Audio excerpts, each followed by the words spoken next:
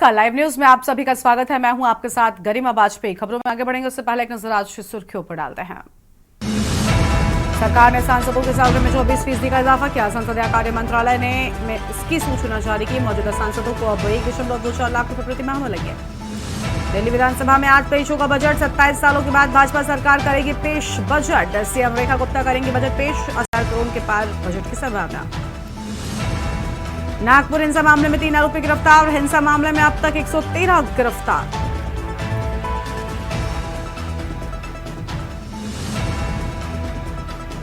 जम्मू के कठुआ में छुपे आतंकी भागे। आतंकियों को तलाश रही एनएसजी भी फायरिंग में बच्ची हुई थी घायल। अमृतपाल सिंह पर एनएसए को लेकर पंजाब हरियाणा हाईकोर्ट में होगी। डिब्रूगढ़ पहुंची पंजाब पुलिस। साथी वीरेंद्र फौजी को राहत। इलाहाबाद हाईकोर्ट में जस्टिस यशवंत वर्मा को लेकर आज से बेमियादी हड़ताल पर हाईकोर्ट का अधिवक्ता। अब तक आदेश वापस नहीं होगा बमियाद। आप देख रहे हैं के न्यूज, खबरों का सारथी। रुक कर लेते हैं खबरों की ओर। खबर है दिल्ली से, जहां पर विधानसभा के बजट सत्र का दूसरा दिन आज है। विधानसभा के सदन में आज पेश किया जाएगा। मुख्यमंत्री रेखा गुप्ता बतौर वित्त मंत्री पेश करेंगी बजट। जनता को बजट से है कई बड़ी उम्मीदें। बड़ी जानकारी आपको हम बता रहे हैं। विधानसभा के सदन में आज बजट पेश किया जाएगा।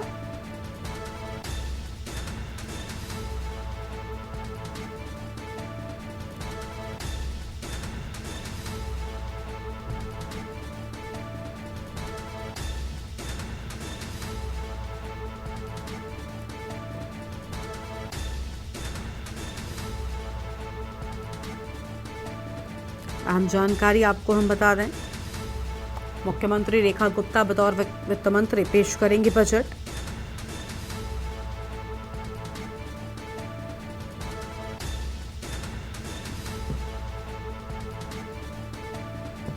दिल्ली से बड़ी जानकारी आपको हम बता रहे हैं। विधानसभा के सदन में आज पेश किया जाएगा बजट।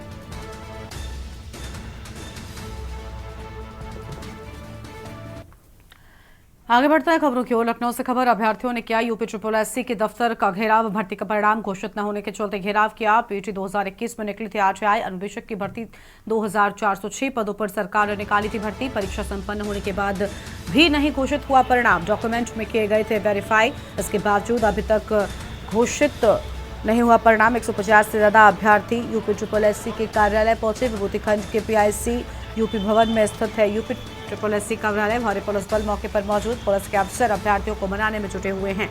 बड़ी जानकारी आपको हम बता रहे हैं।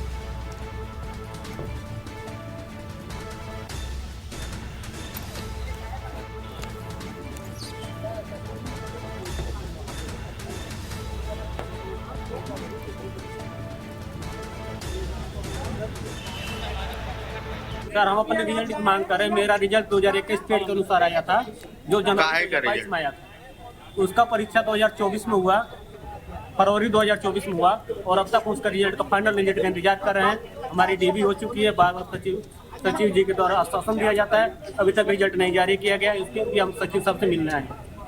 अभ्यर्थी ITI अनुदेशक परीक्षा, और ये 3 वर्ष इस भर्ती को विज्ञापन को आए हुए हो गए, लेकिन अभी तक इसका अंतिम परिणाम डेट पर डेट आयोग द्वारा समय समय पर डेट दी जाती है, लेकिन परिणाम नहीं मिलता।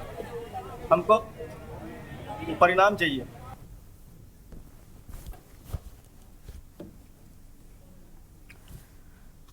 आगे बढ़ते हैं खबरों की ओर। अगली खबर आपको हम लखनऊ से बताते हैं, जहां पर दोहरे हत्याकांड में फरार आरोपियों की तलाश में दबिश। 2 दोस्तों की हत्या में शामिल की तलाश में जुटी पुलिस, और अभी तक 3 आरोपियों का सुराग नहीं मिला। आरोपी सिपाही महेंद्र ने हत्या का दिया था अंजाम। महेंद्र ने भांजे और 2 साथियों के साथ मिलकर दिया था अंजाम। बड़ी जानकारी आपको बता रहे हैं, अभी तक 3 आरोपियों का सुराग नहीं मिला है।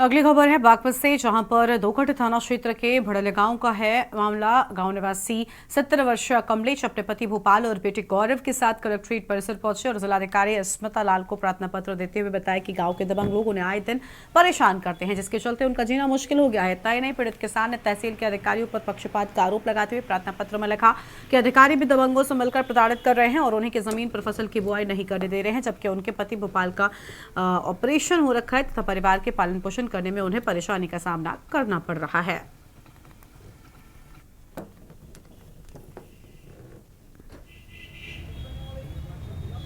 प्रकरण है जी जमीन का। जमीन हमें बोने नहीं दे रहे जी, कह लगा जिसमें तहसीलदार और वो ये पटवारी लेखपाल मौके पर गए थे जी। उन्हें तो कहती कह लगा बोलो, हमें बुझबन नहीं कहते हैं, कह लगा तुम मत बोना है। और कह लगा हम कहते हैं, कह लगा मैं हम अपनी बोएंगे, कह लगा तुम्हारी ज़मीन नहीं है। और जिसमें कह लगा हमें वहाँ मौके से बोने को रोका जा रहा जी, और जिसमें हमें यहाँ आत्महत्या की इजाज़त लेना रही जी, जिसमें तहसीलदार का पूरा रोल है जी। तहसीलदार पे कोई ऐसा आदेश नहीं था वहाँ पैमाइश करने का, और जब भी उन्होंने अगर पैमाइश कर दी उसकी कोई रिपोर्ट हमें नहीं थी, कोई मौके पर वो नहीं थी। हम जो उनका बुझे है जी, हम ये कहते हैं जी कह लगा जब भी तुम भी अपनी जगह बोलो, हम अगर बोने जा तो हमारा विपक्षी कह लगा राजेंद्र सिंह हमारी साथ में वहाँ मारपीट करे जी, हमें वो बोने नहीं देता, कह लगा जाओ यानी हम तुम्हारे पे कोई मुकदमा दर्ज करवा दें। इसीलिए हमारे पास में कोई ऐसा चारा नहीं है जी जिसमें हम वो कर सकें, इतने सक्षम नहीं है। हमारे पापा का ऑपरेशन हुआ है तो कह लगा जिसमें काफ़ी दिनों से बीमार है, जिसका खर्चा भी कितना हुआ है। अरे ये देखो जी कह लगा आत्महत्या करने से अलावा कोई हमारा रास्ता नहीं है, जिसमें हमने PM साहब को दिया है। कह लगा नो क्या हमें हमारा निस्तारण कर जाए। DM साहब ने ये कहा कि SDM के पास में जाओ, उन्होंने SDM को ये बोल दिया। और अब सीधा आपको लखनऊ लेकर चलते हैं, जहां पर बहुजन समाज पार्टी की प्रेस कॉन्फ्रेंस की तस्वीर आपको दिखाएंगे। BSP सुप्रीमो मायावती क्या कुछ कह रही हैं वो भी हम आपको सुनाएंगे।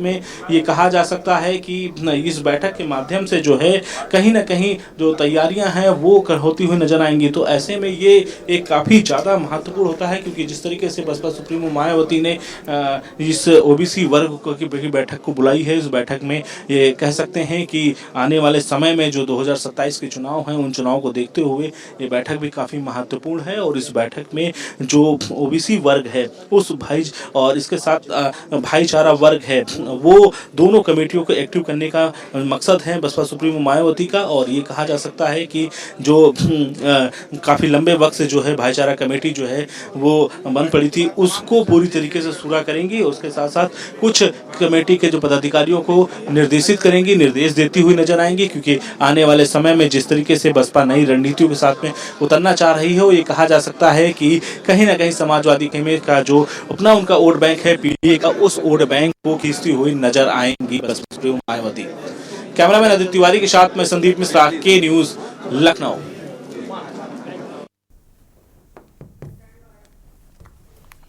अब आगे बढ़ते हैं खबरों की ओर। अमरोहा से खबर आपको बताएंगे, जहां पर जंगल में दिखाई दिया शावक। खेत पर पानी दे रहे किसान के उड़े होश, ग्रामीणों ने शावक को पकड़ा। बड़ी जानकारी आपको हम बता रहे हैं। वन विभाग की टीम ने कब्जे में लेकर जंगल में छोड़ा। थाना देहात क्षेत्र के गांव जलालपुर के जंगल का पूरा मामला सामने आया है।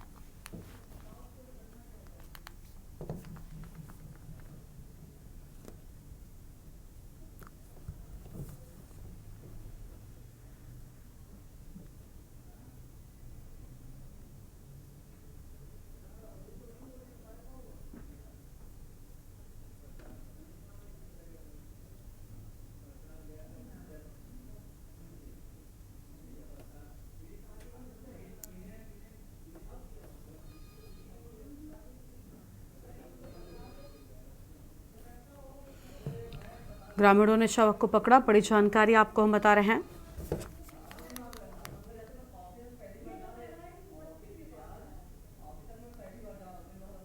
जंगल में दिखाई दिया शावक। खेत पर पानी दे रहे किसान के उड़े होश।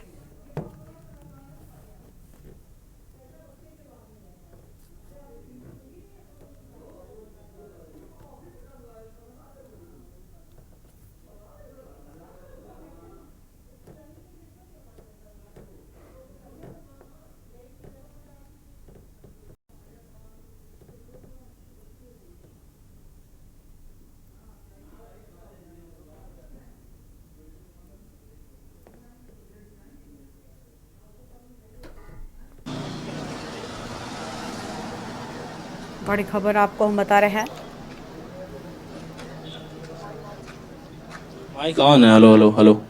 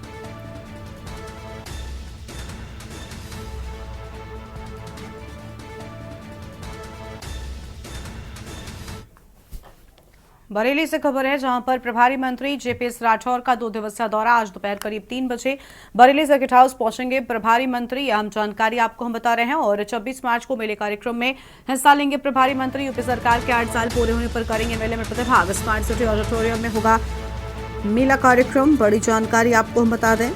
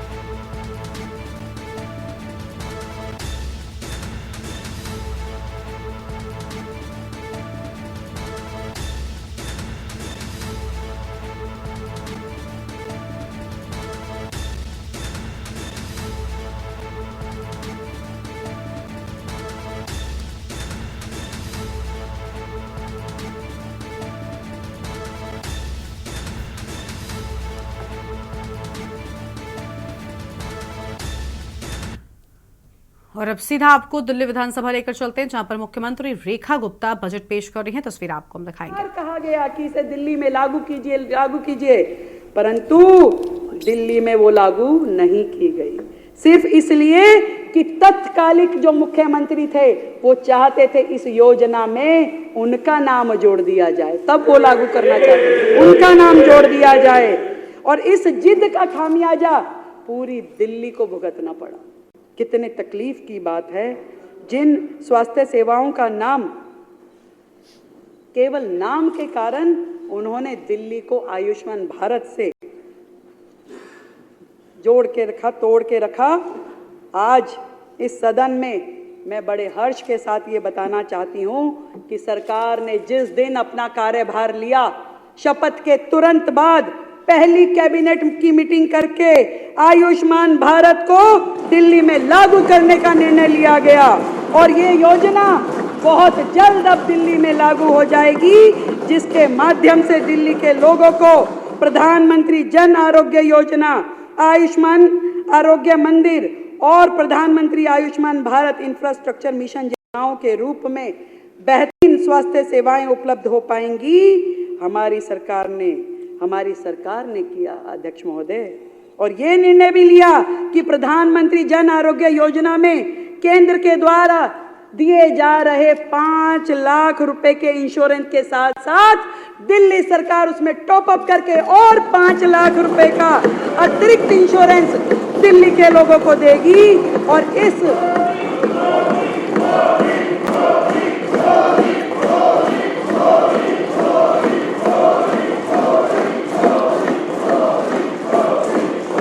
तरीके से दिल्ली की जनता को अब 10 लाख रुपए का इंश्योरेंस मिल पाएगा, और जिसके लिए हमने लगभग 2144 करोड़ रुपए आवंटित करने का प्रस्ताव है। अध्यक्ष महोदय, हमने अपने घोषणा पत्र में दिल्ली के प्रत्येक नागरिक के जीवन को बेहतर बनाने के आशय से 16 संकल्प घोषित किए थे, और महिलाओं का सशक्तिकरण माननीय प्रधानमंत्री नरेंद्र मोदी जी के एजेंडा में पहला स्थान रखता है, हमेशा से पहला स्थान रखता है। वही एकमात्र व्यक्ति थे जिन्होंने जब 2014 में सरकार बनी तो लाल किले की दीवार पे वहां खड़े होकर के, जो लोगों के ध्यान में भी नहीं थी समस्या, पूरा का पूरा देश जिस ओपन डेफिकेशन से गुजर रहा था, प्रधानमंत्री जी ने महिला शौचालयों की बात करी और पूरे देश में शौचालय बनाए गए। प्रधानमंत्री जी के इस विजन के साथ, इसी के अनुरूप हमने घोषणा की थी कि दिल्ली की गरीब महिलाओं को प्रति माह 2500 रुपए उपलब्ध कराए जाएंगे। और मुझे ये बताते हुए अत्यंत खुशी है कि न केवल इस योजना को महिला समृद्धि योजना के तौर पे लागू करने का फैसला 2025-26 में इसके हेड में हमने 5100 करोड़ रुपए का प्रस्तावित प्रावधान किया है। और साथ ही मातृत्व वंदना परियोजना के अंतर्गत जिसमें 21,000 रुपए गर्भवती महिलाओं को और 6 पोषण किट दी जाएगी, उसमें 210 करोड़ रुपए का प्रावधान किया है। पिछली सरकारों के विपरीत हमारी सरकार की नीतियां गरीबों को गरीब बनाए रखने और मध्यम वर्ग को बदहाल करने वाली नहीं होगी। सर्वे भवन्तु सुखिना, सर्वे सन्तु निरामया। ये भारतीय दर्शन के प्रेरित होकर हमारी सरकार झुग्गी बस्तियों में, अनारक्षित कॉलोनियों में, मध्यम वर्ग, उच्च वर्ग के इलाकों में रहने वाले दिल्ली वासियों की सुख सुविधा और स्वास्थ्य की समुचित व्यवस्थाएं करेगी। अध्यक्ष महोदय, जैसा कि मैंने पहले कहा है, पिछली सरकार के फाइनेंशियल मिसमैनेजमेंट की वजह से पिछले साल के बजट में निर्धारित खर्च की प्रतिबद्धता संसाधनों के अभाव में पूरी नहीं की जा सकी। अतः चालू वित्त वर्ष में आय और राजस्व की स्थिति को देखते हुए वित्त वर्ष 2024-25 के संशोधित बजट के अनुमानों को घटा करके 69,500 करोड़ करने का प्रस्ताव है। इस प्रस्तावित संशोधित बजटीय अनुमानों में 54,706 करोड़ रुपए का आवंटन राजस्व व्यय पर और 14,794 करोड़ रुपए का आवंटन पूंजीगत व्यय के ऊपर किया जाना प्रस्तावित है। 2024-25 के अनुमोदित बजट अनुमानों के में स्थापना और अन्य व्यय के लिए 37,000 करोड़ का प्रावधान किया गया है। संशोधित अनुमानों में इसे घटा करके 36,650 करोड़ रुपए कर दिया गया है। इसी प्रकार योजनाओं, कार्यक्रमों, परियोजनाओं के लिए अनुमोदित 39,000 करोड़ के संशोधित अनुमानों को घटाकर 32,850 करोड़ रुपए किया गया है। महोदय, 2024-25 के दौरान संशोधित अनुमानों में 163 करोड़ रुपए की द्वितीय और अंतिम पूरक अनुदानों की मांग की आवश्यकता होगी। इसलिए पूरक अनुदानों की मांग के अनुमोदन हेतु सदन में मैं अनुरोध करती हूँ। मैं सम्मानित सदन के समक्ष अगले वित्तीय वर्ष का अनुमान प्रस्तुत करती हूँ। मुझे फिर से ये घोषित करते हुए अत्यंत प्रसन्नता हो रही है कि इस वर्ष प्रस्तावित बजट अनुमान बढ़कर 1 लाख करोड़ रुपए का हुआ है और ये वृद्धि माननीय प्रधानमंत्री नरेंद्र मोदी जी के विजन के साथ उनके नेतृत्व में ही संभव हो पाई है। ये बात कहने में आज इस हाउस के माध्यम से मुझे गर्व की अनुभूति हो रही है। वर्ष 2025-26 के प्रस्तावित 1 लाख करोड़ रुपए के बजट की वित्तीय आपूर्ति 68,700 करोड़ रुपए के टैक्स रेवेन्यू से। आप ये मत सोचिए ये पूरा टैक्स रेवेन्यू एक बहुत बड़ा हिस्सा जिसे हम खुद जनरेट करेंगे। टैक्स रेवेन्यू से 750 करोड़ रुपए के नॉन टैक्स रेवेन्यू, 15,000 करोड़ रुपए लघु ऋण से, 1,000 करोड़ रुपए केंद्रीय सड़क निधि से और 4,128 करोड़ रुपए केंद्र पोषित योजनाओं से, 7,348 करोड़ रुपए भारत सरकार के द्वारा सहायता अनुदान से और बाकी राशि ओपनिंग बैलेंस से पूरा किया जाएगा। और इस पूरे के पूरे बजट में 1 लाख करोड़ में 72% जो है वो राजस्व व्यय है, कैपिटल एक्सपेंडिचर है और 28% पूंजीगत व्यय है। ये मैं आपको बताना चाहती हूँ। अध्यक्ष महोदय, इस बजट में हमारी सरकार ने 10 मुख्य बिंदुओं को, फोकस एरिया जिसे हम कहें, 10 फोकस एरिया को मैंने लिया है। पहला, इंफ्रास्ट्रक्चर डेवलपमेंट, क्योंकि हम सब जानते हैं कि पूरी तरीके से दिल्ली को इस प्रकार से हमारे हाथों में सौंपा गया है जहां इंफ्रास्ट्रक्चर है ही नहीं। तो पहला हेड जिसमें बुनियादी सुविधाओं, पानी, बिजली और सड़क का विकास, इसे हमने लिया है। हमारा लक्ष्य है कि इस बजट से इंफ्रास्ट्रक्चर पे केवल बातें नहीं और एक मजबूत नींव दिल्ली में डाली जाएगी जिसमें स्मार्ट इंफ्रा, स्मूथ रोड्स और सीमलेस कनेक्टिविटी, अब यही होगी दिल्ली की पहचान। अब दिल्ली केवल सिर्फ ट्रैफिक जाम के कारण चर्चा में नहीं रहेगी, बुलेट स्पीड डेवलपमेंट भी इसकी हकीकत होगी। ऐसा बजट हम प्रस्तुत कर रहे हैं। एक समय दिल्ली के मालिक दिल्ली को लंदन बनाने का सपना दिल्ली वासियों को नहीं, बीच में आकर के कुछ बोल जाते हैं। अभी कई दिनों बाद आए, फिर कुछ बोल के गए, बताऊंगी बाद में। दिल्ली को लंदन बनाने का सपना दिल्ली वासियों को उन्होंने बेचा, लेकिन टूटी सड़कें, ट्रैफिक जाम, इनकम्प्लीट प्रोजेक्ट ने इस महानगर को एक अराजक राजधानी बना दिया। विज्ञापन सरकारों ने इंफ्रास्ट्रक्चर के नाम पे केवल पोस्टर चिपकाए। जितना खर्चा योजना में नहीं होता था, उससे ज्यादा पब्लिसिटी एक्सपेंस होता था, उतना होर्डिंगों में खर्च होता था, उससे ज्यादा। मैं ऐसी अनेक योजनाएं आपको बता सकती हूं कि योजना के मद में कुछ नहीं था, पर होर्डिंग का पूरा खर्चा था, अखबारों में पूरी ऐड थी, देश भर में थी। ऐसी सरकार जिसने धरातल पे विकास को ठप कर दिया। प्रधानमंत्री नरेंद्र मोदी जी की दूरदृष्टि से प्रेरित होकर यह बजट दिल्ली को आधुनिक, सुरक्षित और हाई टेक इंफ्रास्ट्रक्चर से सुसज्जित करने वाला बजट है। दिल्ली अब traffic free expressway, seamless connectivity, elevated corridors और स्मार्ट सर्वेलेंस सिस्टम्स के एक नए युग में प्रवेश करेगी। यह बजट मात्र संख्याओं का जोड़ घटाव नहीं है, बल्कि विकास का संकल्प पत्र है, जो दिल्ली को ग्लोबल इंफ्रास्ट्रक्चर हब की दिशा में एक ऐतिहासिक कदम बढ़ाने वाला है। ये बजट वो है। प्रधानमंत्री जी कहते हैं, we must invest in infrastructure today for better tomorrow.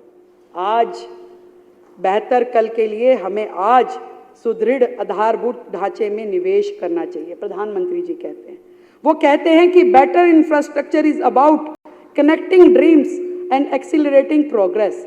यानी बेहतर बुनियादी ढांचे का मतलब है सपनों को जोड़ना और विकास में तेजी लेके आना।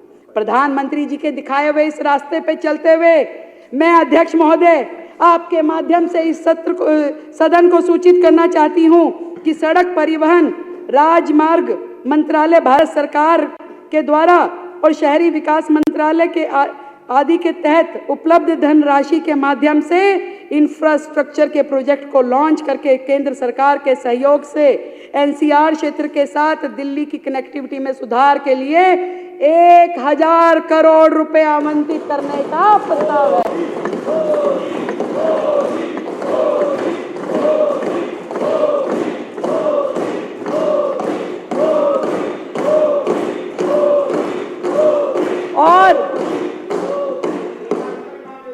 और सुरक्षा आवश्यकताओं को ध्यान में रखते हुए विशेष रूप से महिलाओं के लिए 50,000 अतिरिक्त कमरे लगाने का भी प्रस्ताव किया गया है।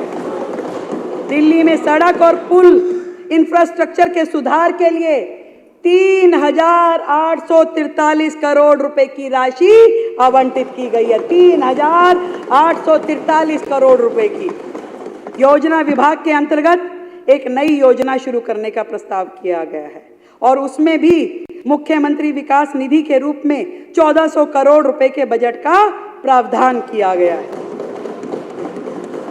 जो पहले की सरकारों में खर्च नहीं होता था, पड़ा रहता था, वो आपको छोड़ो अपने विधायकों को भी नहीं देते थे, उनकी भी प्रोजेक्ट फाइलें लटकी रहती थी। आप चिंता मत करिए, सबको काम करने के लिए फंड मिलेगा,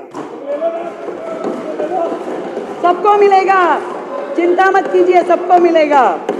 2025-26 में राष्ट्रीय राजधानी क्षेत्र दिल्ली के विकास के लक्ष्यों को प्राप्त करने के लिए इंफ्रास्ट्रक्चर प्रोजेक्ट के लिए केंद्र सरकार से वित्त पोषित परियोजनाओं के लिए योजना विभाग के तहत 1000 करोड़ रुपए का प्रस्ताव किया जा रहा है। आज हम एक बार फिर दिल्ली को नया रूप देने के लिए प्रतिबद्ध है। हम एक ऐसी मजबूत और पारदर्शी नींव रखेंगे जिसे फिर कोई कमजोर ना कर सके। हमारा सपना है एक समृद्ध, सशक्त दिल्ली का, एक वैश्विक शहर जो हर चुनौती का सामना कर सके और दुनिया में नेतृत्व करने की क्षमता रखता हो, ऐसा शहर दिल्ली को बनाना है अध्यक्ष जी। देश की राजधानी होने के बावजूद दिल्ली का बहुत बड़ा हिस्सा आज भी झुग्गी झोपड़ी और जे कॉलोनियों में रहता है। पिछले कई वर्षों से भारी भरकम बजट रखा जाता था, परंतु खर्च नहीं होता था और उनमें बेसिक सुविधाएं भी मुहैया नहीं करवाई गई। कितने दुर्भाग्य की बात है अध्यक्ष महोदय। भारत रत्न आचार्य विनोबा भावे जी ने कहा कि वास्तविक उन्नति तभी हो सकती है जब उसका लाभ सभी को प्राप्त हो, ना कि कुछ लोगों तक सीमित हो। सभी को प्राप्त होना चाहिए, तभी रियल डेवलपमेंट किसी राज्य की संभव है। और इसलिए झुग्गी झोपड़ी और जे कॉलोनियों में बुनियादी सुविधाएं मुहैया करवाने के लिए सरकार की ये सबसे बड़ी प्राथमिकता है। हम झुग्गी झोपड़ी और जे कॉलोनियों के विकास के लिए ड्यूसिप को 696 करोड़ रुपए आवंटित करने जा रहे हैं। 696 करोड़ रुपए। आज भी झुग्गी के लोग गंदे टॉयलेट ब्लॉक इस्तेमाल करने के लिए मजबूर हैं। आज भी वहाँ बहन बेटियों के नहाने के लिए स्नान घर नहीं है। आज भी उनके बच्चों को खेलने के लिए कोई झूले नहीं है। आज भी वहाँ नालियां खड़ंजे बुरी तरीके से टूटे हुए हैं। ये लोग केवल वोट लेने के लिए वहाँ जाते हैं, उनको डराते हैं भाजपा आएगी झुग्गी तोड़ देगी। हम बताना चाहते हैं कि हमने 700 करोड़ रुपए का फंड झुग्गी की डेवलपमेंट के लिए वहां पे, जो कि आपकी तुलना में 157% अधिक है। ये जहां पे फुटपाथ बनेगा, जहां पे नाली खड़ंजा बनेगा, जहां शौचालय बनेंगे, स्नान घर बनेंगे, शिशु वाटिकाएं बनेंगी, इन सारे मदों में खर्च करने के लिए हमने ये बजट रखा है। पहली बार इतिहास में अब झुग्गी वाले भी अपना जीवन जी सकेंगे। पिछली बार अध्यक्ष जी, पिछली सरकार ने प्रधानमंत्री आवास योजना के तहत दिल्ली को कुछ लेने नहीं दिया। क्योंकि वो प्रधानमंत्री आवास योजना थी तो दिल्ली वालों को उसके निमित्त किसी को लाभ नहीं लेने दिया। अब हमारी जो ये सरकार है, इस योजना को हम स्वीकार करेंगे ताकि हमारे शहरी गरीबों को इसका लाभ मिल सके। और इस योजना के तहत हमने 20 करोड़ रुपए का आवंटन प्रस्तावित किया है। इसी तरीके से हमने विधायक निधि में 350 करोड़ रुपए का प्रावधान किया। इन्होंने दिल्ली की ऐसी हालत नहीं छोड़ी, पर हमने प्रावधान पूरा किया। किसी विधायक को बजट की कमी ना हो, कागजों पे नहीं, पूरा मिलेगा। आपका तो केवल कागजों पे रहा, पूरा विधायकों को विधायक निधि पूरी दी जाएगी। ऐसा मैं आपके माध्यम से अपनी पूरे विधायकों को विश्वास दिलाती हूँ। भोजन कागजों पे था जनाब, कागजों पे था, किसी को ना मिला। अरे तुम्हारा दिल का दर्द बाहर निकल के आ रहा है संजीव भाई, ऐसे हमें पता है। और रिपोर्ट है मेरे पास पूरी कि आपके विधायकों में क्या खर्च हुआ। हमारे वाले तो फिर लड़ झगड़ के काम करवा गए। कोई नहीं। और भोजन हर इंसान की बुनियादी जरूरत है। आर्थिक रूप से कमजोर वर्गों को खाद्य सुरक्षा बढ़ाने और पोषण की स्थिति में सुधार लाने के लिए हम स्वर्गीय श्री अटल बिहारी वाजपेयी जी, जिनका ये जो वर्ष है जन्म शताब्दी वर्ष है, दिल्ली में 100 जगहों पे अटल कैंटीन के नाम से पौष्टिक 100 जगहों पे जन्म शताब्दी वर्ष पे 100 जगहों पे अटल कैंटीन खोली जाएगी। और उस मद में 100 करोड़ रुपए का प्रावधान किया गया है। 100 करोड़ रुपए का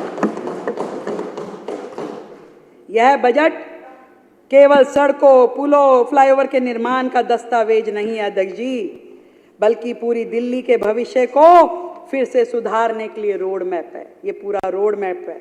अब दिल्ली की सड़कें सिर्फ रास्ता नहीं, बल्कि प्रगति की धमनियां बनेंगी। प्रगति की धमनियां बनेंगी। अब दिल्ली की कनेक्टिविटी सिर्फ ट्रैफिक सुधार नहीं, आर्थिक विकास का इंजन बनेंगी। और अब दिल्ली का इंफ्रास्ट्रक्चर सिर्फ निर्माण परियोजना का हिस्सा नहीं, बल्कि समृद्ध और आत्मनिर्भर राजधानी की पहचान बनेगी। सच में बहुत फर्क है आप में और हम में, बहुत फर्क है। ठीक कह रहे हो, बहुत फर्क है। आप केवल वायदे करते थे, हम वायदे निभाते हैं। आप केवल वायदे करते थे, हम वायदे निभाते हैं। आप पीएम को, एलजी को, दूसरे राज्यों की सरकारों को गाली देते थे, हम मिलके काम करने के रास्ते। आपकी पढ़ी लिखी सरकार अपनी बुद्धि का उपयोग षड्यंत्रकारी योजनाएं बनाने में लगाती थी, षड्यंत्रकारी योजनाएं, पढ़ी लिखी सरकार। और हम दिल्ली की समस्याओं के निराकरण में अपनी समझ का उपयोग करने वाले हैं। बहुत फर्क है, बहुत फर्क है सर, बहुत फर्क है। आपने अपने लिए शीश महल बनवाया, हम गरीबों के घर बनवाएंगे।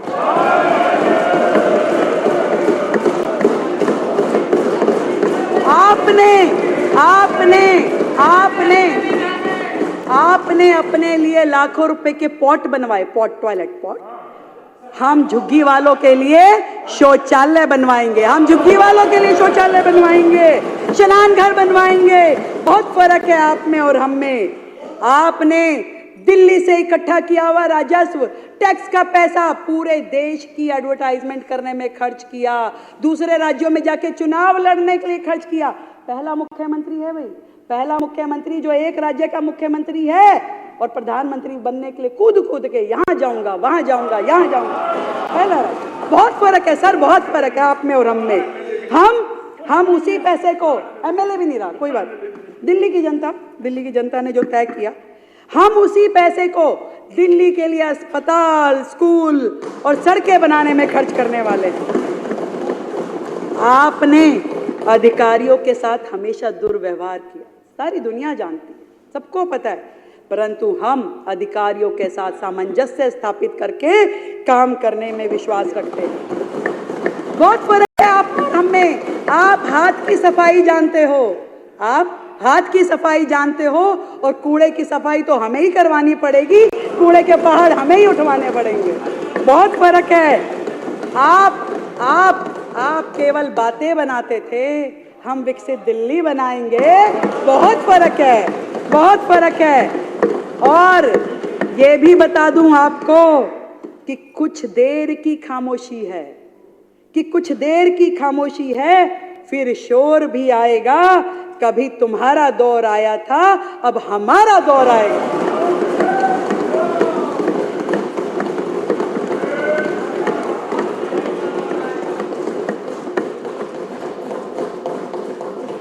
दूसरा सेक्टर जो मैं सोचती हूँ वो इंडस्ट्रियल डेवलपमेंट और इन्वेस्टमेंट प्रमोशंस का है।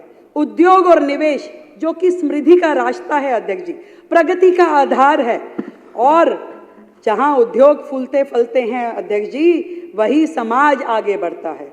जहां निवेश आता है तो ना केवल अर्थव्यवस्था मजबूत होती है, बल्कि रोजगार के नए द्वार भी खुलते हैं। अध्यक्ष जी, दिल्ली जो कभी व्यापार, संस्कृति, औद्योगिक गतिविधियों का केंद्र हुआ करती थी, बीते वर्षों में अव्यवस्था, लाल फीताशाही और कुप्रबंधन की वजह से औद्योगिक विकास की दौड़ में दिल्ली पिछड़ती जा रही है। कितनी बुरी स्थिति है कि एक अफसरशाही इतनी हावी हो गई है कि कोई भी छोटे से छोटा अफसर बड़े से बड़े व्यापारी को जाके धमका देता है, उसको टॉर्चर करता है। ऐसी दिल्ली में व्यापारी वर्ग कितना परेशान होगा आप समझिए, जिसके कारण से बड़े बड़े उद्योग ठप पड़े हैं। व्यापारियों के लिए एक नई नीतियों का इंतजार है। निवेशकों का दिल्ली पे से भरोसा टूटता गया और अब दिल्ली को व्यापार और निवेश के लिए देश का सबसे अनुकूल केंद्र बनाने के लिए हमने संकल्प लिया है कि हम ये काम करेंगे। आदरणीय प्रधानमंत्री नरेंद्र मोदी जी की सोच है ईज ऑफ डूइंग बिजनेस और मेकिंग इंडिया। इसकी तर्ज पे हम दिल्ली में नवाचार, उद्यमी अनुकूल और निवेश प्रेरित औद्योगिक क्रांति की नींव रख रहे हैं। अध्यक्ष जी, ये एक दिल्ली का नया अध्याय यहाँ से शुरू होने वाला है। ये बजट केवल नीतियों की घोषणा नहीं है, बल्कि व्यवसायियों को, निवेशकों और स्टार्टअप से वास्तविक राहत देने का ठोस रोड मैप होगा। भारत के संविधान निर्माता बाबा साहब डॉक्टर भीमराव अंबेडकर जी ने कहा था कि आर्थिक उन्नति एवं सामाजिक उत्थान की कुंजी उद्योगीकरण में है। औद्योगिक विकास बढ़ने से हम रोजगार दे सकते हैं, गरीबी कम कर सकते हैं तथा जीवन स्तर को ऊंचा उठा सकते हैं। बाबा साहब ने कहा था। हमारी सरकार दिल्ली में नई औद्योगिक नीति लेके आएगी अध्यक्ष जी, नई औद्योगिक नीति जो कि अभी तक नहीं है। इससे औद्योगिक अनुपालन के मुद्दों का समाधान होगा, दिल्ली में व्यापार करने में आसानी होगी। साथ ही एक नई वेयर हाउसिंग पॉलिसी को अंतिम रूप दिया जा रहा है जो दिल्ली को सुरक्षित, संरक्षित और तेज वेयर हाउसिंग प्रदान करने के लिए उद्योगों की बड़ी जरूरत को पूरा करेगी। नई उद्योग नीति, नई वेयर हाउस पॉलिसी हमारी ये सरकार लेके आएगी।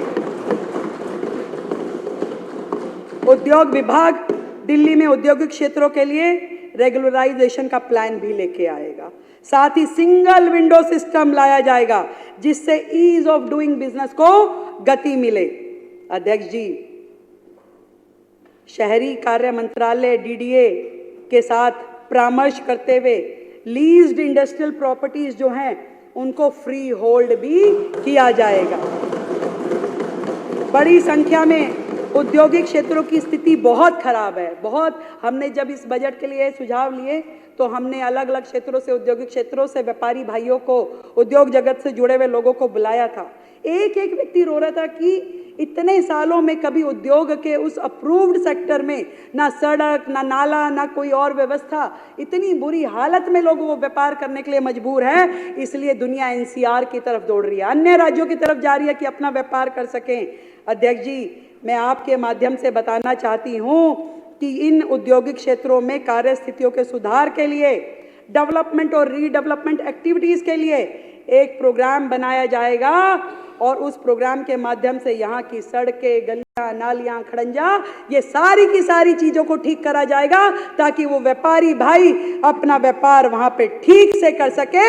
आज मैं इस सदन को ये बताना चाहती हूँ, दिल्ली में व्यापारियों को व्यापारिक गतिविधि चलाने में भारी समस्याओं का समाधान करना पड़ता है और इसके लिए आज इस सदन में हम घोषणा करते हैं कि ट्रेडर्स वेलफेयर बोर्ड की स्थापना की जाएगी जो कि दिल्ली में व्यापारियों के सामने आने वाली समस्याओं की पहचान और निवारण का काम करेगा। मुर्गी पालन, मधुमक्खी पालन, small scale handicraft, handloom activities, small scale food processing आदि जैसे कुटीर उद्योगों के कौशल संवर्धन के लिए एक नई योजना शुरू की जाएगी। यह योजना दिल्ली खादी और विलेज इंडस्ट्रीज बोर्ड के द्वारा लागू किया जाएगा।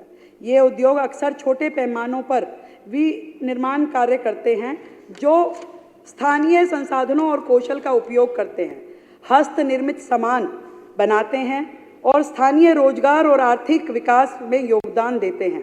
2025-26 के दौरान इस योजना में हमने 50 करोड़ रुपए का बजट रखा है। दिल्ली में विभिन्न प्रकार के निवेशकों के लिए अपार अवसर है, विशेष रूप से आईटी, बैंकिंग, पर्यटन, डेटा स्टोरेज, इलेक्ट्रॉनिक्स आदि में। और इस अवसर का लाभ उठाने के लिए इस वर्ष एक नई ग्लोबल इन्वेस्टमेंट समिट जो कि आज तक दिल्ली में नहीं हुई, राज्यों में होती है, हर राज्य करता है, पहली बार दिल्ली में ग्लोबल इन्वेस्टमेंट समिट का आयोजन किया जाएगा। अध्यक्ष जी,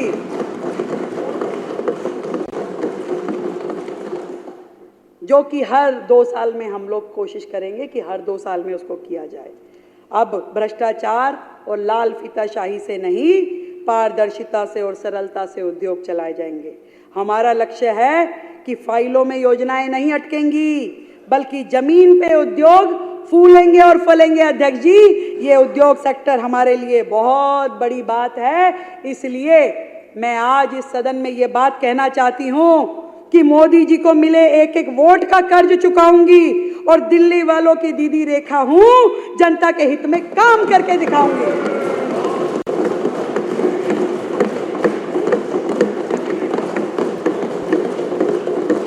ऐसी चलवा दो भाई।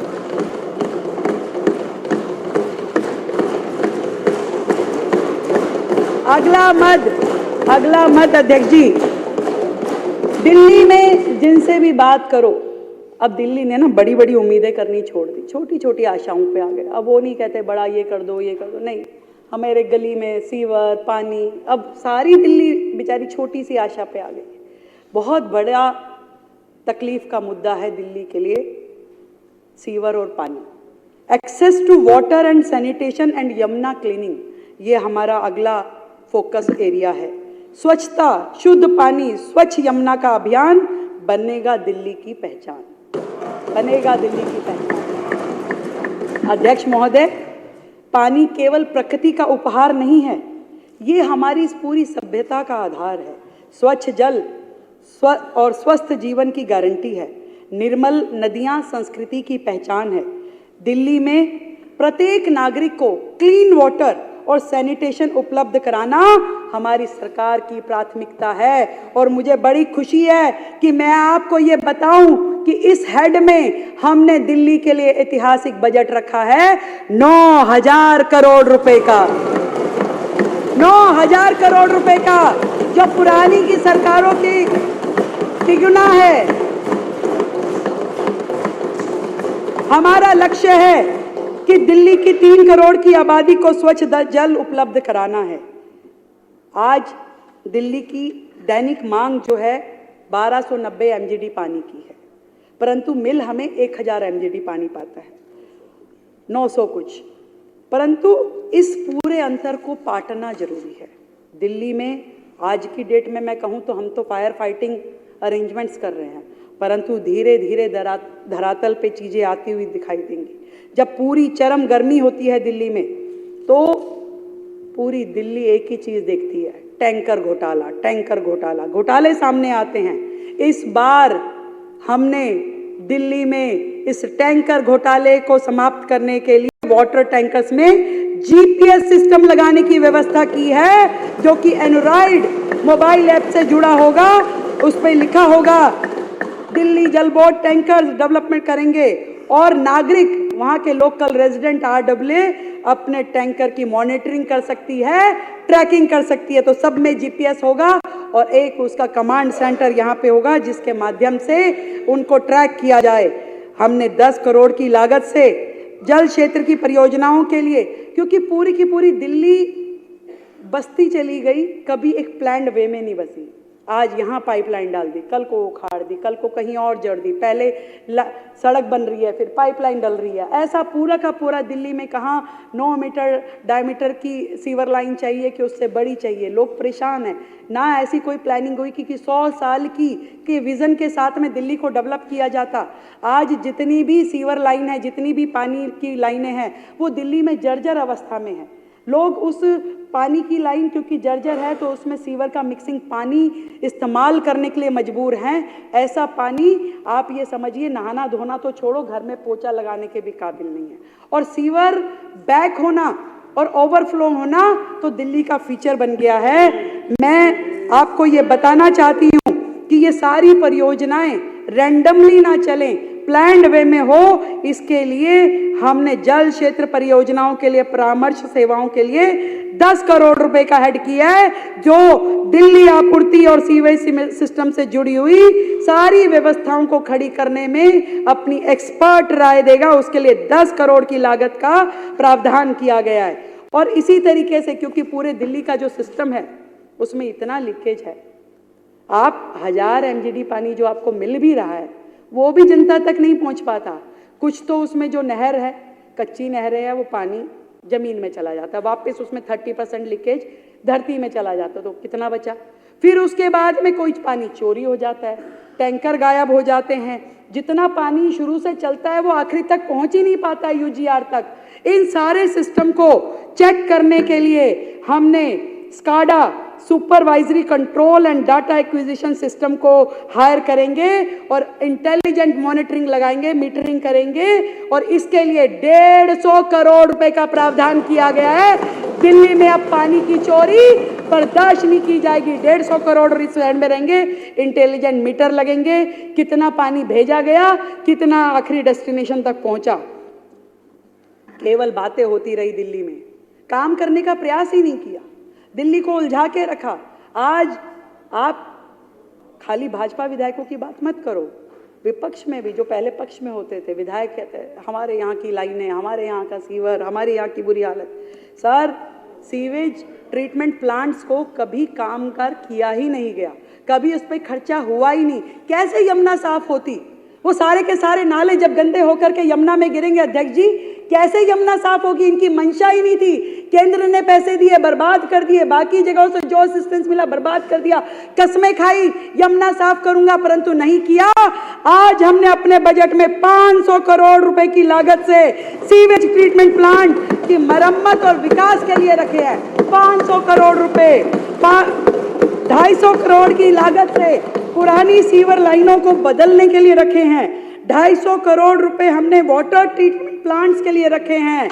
हमने इस पूरी पानी की व्यवस्था को, सीवेज सिस्टम को सुधारने के लिए सुपर सकर मशीनें पहले दिन सरकार के बनते ही सबसे पहले आते ही ऑर्डर किया। अभी वर्तमान में सीवर सुपर सकर मशीनें केवल 2 हैं।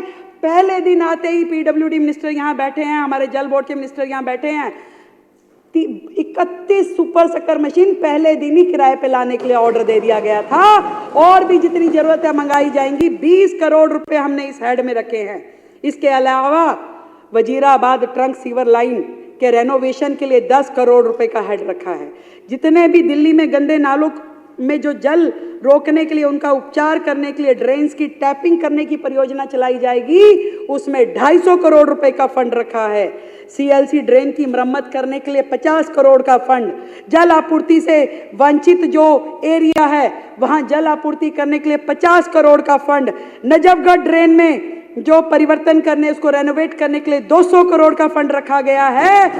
ये सारे अलग अलग हेड में, ये सब पानी का है, सीवर का है। आप चिंता मत करिए, पानी सीवर अब समस्या नहीं रहेगा कुछ समय के बाद, जब ये सारे काम आप लोग इम्प्लीमेंट करा लेंगे। वाटर लॉस को रोकने के लिए और एफिशिएंसी बढ़ाने के लिए 200 करोड़ की राशि से, जो हरियाणा से मुनक नहर खुले में आती है, जिसका 30-35% पानी लॉस हो जाता है, उस ओपन कनाल को पाइपलाइन में कन्वर्ट किया जाएगा। पाइपलाइन के माध्यम से आएगा, ताकि ना चोरी हो ना लीकेज हो। ये काम, ये 9000 करोड़ के काम बता रही हूं अध्यक्ष जी मैं। जल संकट से निपटने के लिए हमने 100 करोड़ की लागत से नए बोरवेल और रेनी वेल्स को स्थापित करेंगे। दिल्ली में वाटर बॉडीज के उद्धार के लिए, ग्रामीण एरिया से हमारे बहुत सारे विधायक है, बार बार बोलते हैं कि जी वाटर बॉडीज, वाटर बॉडीज। उन वाटर बॉडीज को पुनरुद्धार के लिए 50 करोड़ रुपए की राशि हमने आवंटित की है और रेन वाटर हार्वेस्टिंग के लिए 50 करोड़ की राशि रखी है और इमरजेंसी वाटर स्टोरेज के लिए 150 करोड़ रुपए की राशि रखी गई है। 150 करोड़। पहले सरकारें पड़ोसी राज्यों को कोसती रहती थी, लड़ती रहती थी, ये है। हम अपनी सरकार के माध्यम से पड़ोसी राज्यों से भी बात करेंगे जो ये गैप पानी का है, इसमें हमें वो मदद करें। और उन सब के लिए हमने इसीलिए इमरजेंसी वाटर स्टोरेज का जो प्लानिंग है उसको किया है, ताकि वो पानी दे तो उनको लाने की व्यवस्था बन जाए। अध्यक्ष महोदय, जिस दिन दिल्ली चुनाव का परिणाम आया था, उसी दिन प्रधानमंत्री जी ने घोषणा की थी कि संकल्प पत्र में यमुना जी को साफ करने का वायदा दिल्ली सरकार के लिए सबसे पहली प्राथमिकता होगी। यमुना को साफ करना हमारी पहली प्राथमिकता है।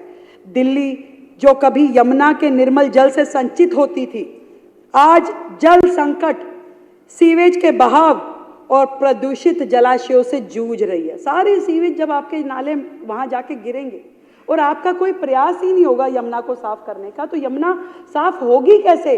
केवल झूठे वायदे, झूठी कस्में पिछली सरकारों ने खाई। और पिछली सरकारों की उदासीनता ने दिल्ली की ना तो प्यास बुझाई, ना जल संकट को समाधान किया और यमुना जी को भी नाले के रूप में बना दिया गया। परंतु भारतीय जनता पार्टी की दिल्ली की सरकार प्रधानमंत्री श्री नरेंद्र मोदी जी के साबरमती रिवर फ्रंट और नमामि गंगे जैसे ऐतिहासिक पहलों से प्रेरित होकर हम दिल्ली के जल प्रबंधन को आधुनिक, वैज्ञानिक और सतत विकास के साथ जोड़ करके बनाने के लिए प्रतिबद्ध हैं और यमुना की सफाई के लिए प्रतिबद्ध है। यमुना केवल एक नदी नहीं है, हमारे लिए एक नदी नहीं है, बल्कि ये हमारी सांस्कृतिक और ऐतिहासिक धरोहर है। हमारी धरोहर है, हमारी माँ है, आराध्य है। यमुना की सफाई हमारे घोषणा पत्र का एक महत्वपूर्ण अंग है और इस बजट की भी मुख्य प्राथमिकताओं में से एक है। यमुना भारतीय सभ्यता के ताने बाने में बहती हुई जीवन रेखा है, हम सब के लिए जीवन रेखा है। लेकिन दुर्भाग्य है कि पिछली सरकार इसे स्वच्छ करने में विफल रही।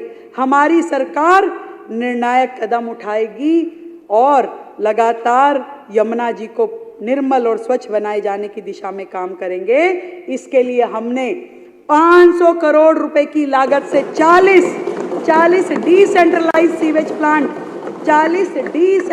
सीवेज प्लांट ताकि कोई भी गंदा नाला यमुना जी में ना गिरे, इसके लिए हमने 500 करोड़ रुपए की अलग से व्यवस्था की है ताकि वो सीवेज का पानी उसी जगह पे ट्रीट कर दिया जाए और यमुना में जो पानी जाए वो साफ पानी जाए। अध्यक्ष जी, इसके लिए हमने अलग से 500 करोड़ की व्यवस्था की है। अभी जितने भी मौजूदा STPs हैं उनको अपग्रेड करना भी हमारा संकल्प है। सीवेज ट्रीटमेंट की ऑपरेशनल कैपेसिटी को हमें सुधारना होगा। आज की डेट में जितने भी हमारे सेंटर्स हैं सब अपनी ऑप्टिमम उस पे चल रहे हैं, एफिशिएंसी पे चल रहे हैं। हमने 40 करोड़ रुपए की लागत से मॉडर्न मशीनरी खरीदने के लिए भी बजट का प्रावधान किया है और इसके अलावा दिल्ली के वाटर और सीवेज इंफ्रास्ट्रक्चर को इंटरनेशनल स्टैंडर्ड्स के साथ जोड़ने के लिए भारत की राजधानी दिल्ली में काम किया जाएगा और भारत सरकार से इस मद में हमने 2000 करोड़ की फाइनेंशियल असिस्टेंस मांगी है। सरकार हमेशा से देने के लिए तैयार थी और दिया भी है। कभी इन लोगों ने उसका लाभ ही नहीं उठाया, करना ही नहीं चाहा तो कैसे होता। पर डबल इंजन की सरकार अब जनता को दिखाई देगी कि किस प्रकार से काम कर रही है। इन सभी माध्यमों से दिल्ली वासियों के लिए clean drinking water, sewage management, clean Yamuna का वादा जो हमारा है वो भविष्य को जल संकट से मुक्त करने की हमारी कमिटमेंट है। काम मुश्किल जरूर है। वर्षों से उपेक्षित दिल्ली को राह पे लाना इतना आसान नहीं होगा, ये बात हम सबकी समझ में आती है। पर मैं इस सदन को ये बताना चाहती हूँ, इस दिल्ली वासियों को ये बताना चाहती हूँ कि लहरों से डर के नौका पार नहीं होती और कोशिश करने वालों की कभी हार नहीं होती। अगर ईमानदारी से कोशिश की होती तो शायद आप लोग भी कर लेते, परंतु ईमानदारी से कोशिश की ही नहीं गई। परंतु अब सरकार इस काम को करेगी। मैं चौथे मद पे आती हूँ जो कि हेल्थ और एजुकेशन फॉर ऑल, शिक्षा गुणवत्तापूर्वक हो, स्वास्थ्य का विस्तार हो और दिल्ली का भविष्य का ये आधार हो, शिक्षा और स्वास्थ्य। इन दोनों फील्ड में बहुत काम करने की जरूरत है अध्यक्ष महोदय। स्वास्थ्य और शिक्षा किसी भी राष्ट्र की सबसे महत्वपूर्ण नींव होती है, लेकिन बीते वर्षों में दिल्ली के लोग ना तो बेहतर इलाज पा सके ना बेहतर शिक्षा। एजुकेशन मॉडल की बड़ी बड़ी बातें करने वाले, सच्चाई विपरीत ही दिशा में गई। अस्पतालों की लंबी कतारें, जांच के लिए महीनों का इंतजार और स्कूलों में गिरता स्तर, उस बदहाल व्यवस्था की तस्वीर थी जो वादे और दिखावों में उलझी रही। केवल वादे और आप देख रहे हैं के न्यूज़, खबरों का सारथी।